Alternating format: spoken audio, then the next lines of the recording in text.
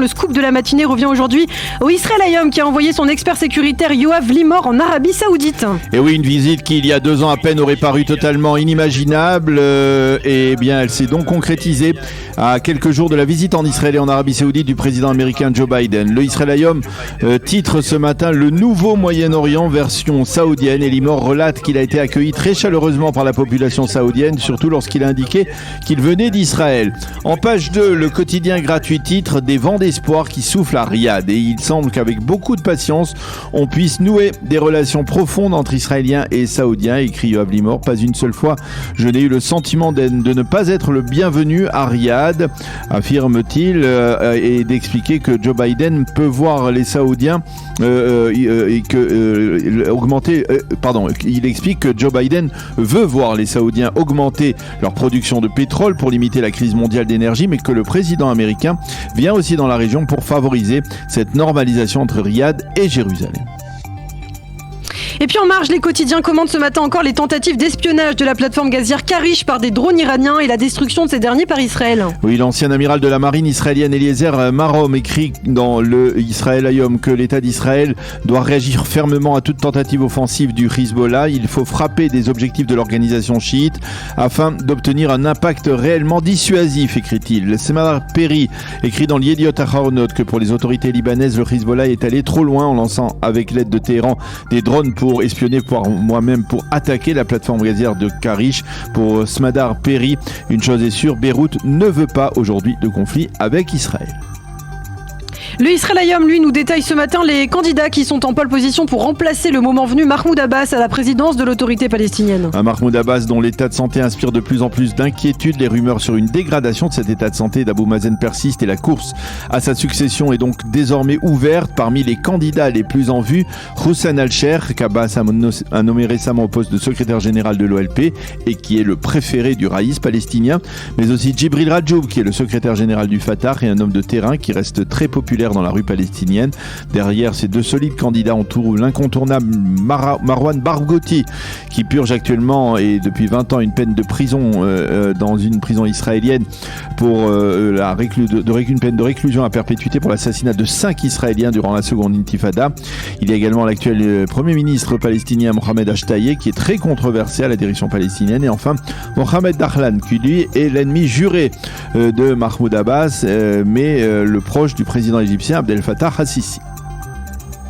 Et puis nous ouvrons une page politique. Les quotidiens israéliens se font largement l'écho ce matin des menaces sans équivoque de certains responsables du Likoud lancées contre la conseillère juridique du gouvernement. Oui, le Yediot Ahronoth et le Israël Hayom les mentionnent en première page, ces menaces. C'est Gila Baharav Miara, la conseillère juridique du gouvernement, qui a provoqué la colère des dirigeants Likoud, ou au moins de certains des dirigeants du Likoud, en livrant son expertise hier, selon laquelle Benny Gantz, le ministre de la Défense, pouvait, y compris durant cette période de transition électorale, poursuivre la procédure visant à nommer le prochain chef d'état-major de Tsahal. Selon le Haaretz et le Maariv, dans leur page d'ouverture, Baharav Miara tendrait à valider la nomination du prochain chef d'état-major.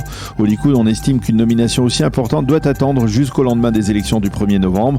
Et à la suite de la publication de cet avis au Likoud, on menace Baharav Miara de la destituer lorsque le grand parti de droite reviendra au pouvoir. Pour Yohan Karni, dans le Yediot Ahronoth, ces menaces sont une sorte de ballon d'essai de la part de Binyamin Netanyahou en perspective justement de son retour possible au pouvoir, donc après les élections du 1er novembre.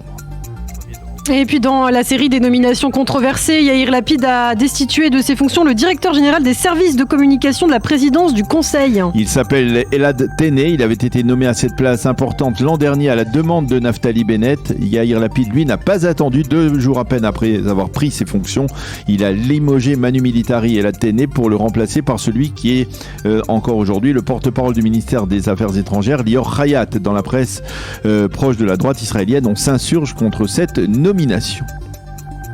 Et puis quelques chiffres, les quotidiens reprennent les résultats d'un nouveau sondage diffusé hier soir dans le JT de la chaîne publique Cannes. Et selon ce sondage, le bloc de droite actuel avec le Likoud, les orthodoxes et le sionisme religieux obtiendrait 59 mandats. Et si l'on rajoute à ce bloc les 4 mandats obtenus dans ce sondage par le parti Amina sous la direction d'Ayelet Shaked, cela fait 63 députés, donc suffisamment pour gouverner, pour diriger un gouvernement donc qui serait présidé par Binyamin Netanyahou. Tandis que l'actuelle coalition, elle, dans ce même sondage, ne dépasse pas les 51 mandats. Le Likoud est à 34 députés, le Yesh Atid culmine à 21 députés et le sionisme religieux de Smotrich et de Ben Gvir atteint les 10 mandats.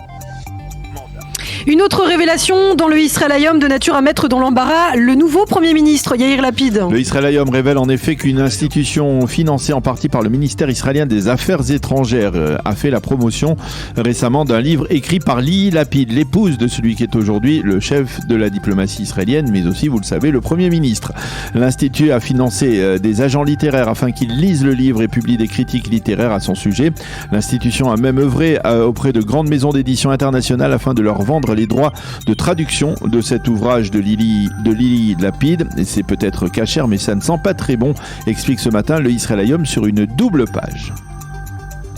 Et puis enfin, pour terminer, le Yediot Aharonot se consacre ce matin à une nouvelle augmentation des prix en Israël. Oui, il s'agit cette fois d'une augmentation de 16% des tarifs de l'électricité en Israël, à rajouter aux tarifs de l'essence qui, vous le savez, ne cesse d'augmenter, à l'augmentation des denrées de base comme le lait qui a grimpé de 5% ces derniers jours. Le Yediot Aharonot explique que cette augmentation du prix de l'électricité va s'étaler sur plusieurs mois, si ça peut nous rassurer d'une certaine manière.